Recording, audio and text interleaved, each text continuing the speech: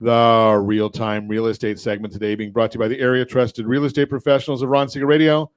Visit rsrmoney.com, rsrmoney.com. Lending standards are not like they were leading up to the crash.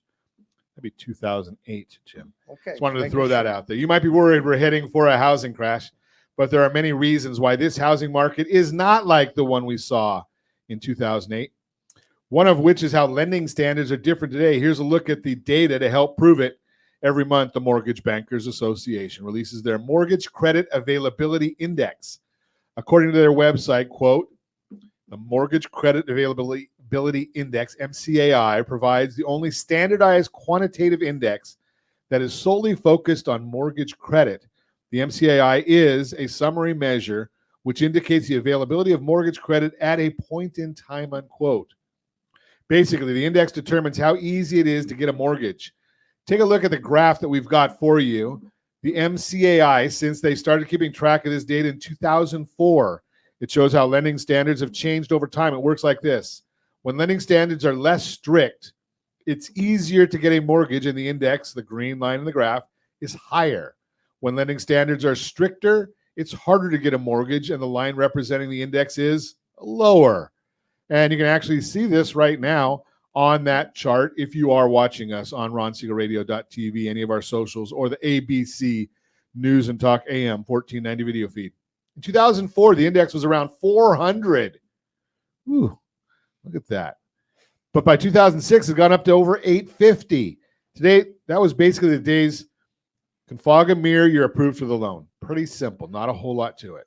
Today, the story is quite different. Since the crash, the index went down because lending standards got tighter. So today, it's harder to get a mortgage. 96.5.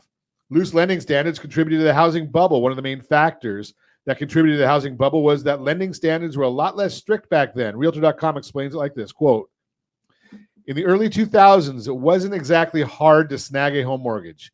Plenty of mortgages were doled out to people who lied about their incomes and employment and couldn't actually afford home ownership, unquote. That's a surprise. Lie is a nice word for fraud. That's exactly. The tall peak in the graph that we spoke about indicates that leading up to the housing crisis, it was much easier to get credit, and the requirements for getting a loan were far from strict. Back then, credit was widely available, and the threshold for qualifying for a loan was low. Lenders were approving loans without always going through a verification process to confirm if the buyer would likely be able to repay the loan. That means creditors were lending to more borrowers who had a higher risk of defaulting on their loans.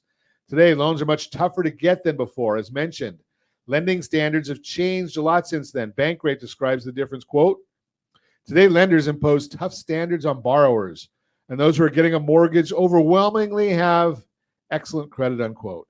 If you look back at the graph that I shared with you a minute ago, you'll notice after the peak around the time of the housing crash, the line representing the index went down dramatically and has stayed low since. In fact, the line is far below where standards were even in 2004, and it's getting lower.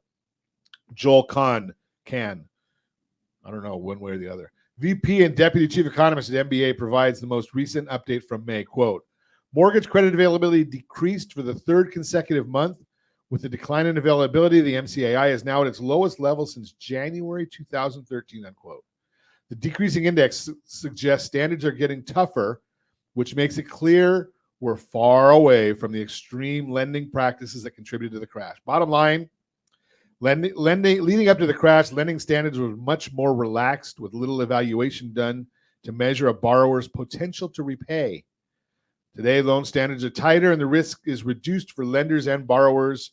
Goes to show these are two very different housing markets, and this market is not the same as last time. That's the real-time real estate segment, again, brought to you by the area trusted real estate professionals of Ron Siegel Radio. Visit rsrmoney.com, rsrmoney.com.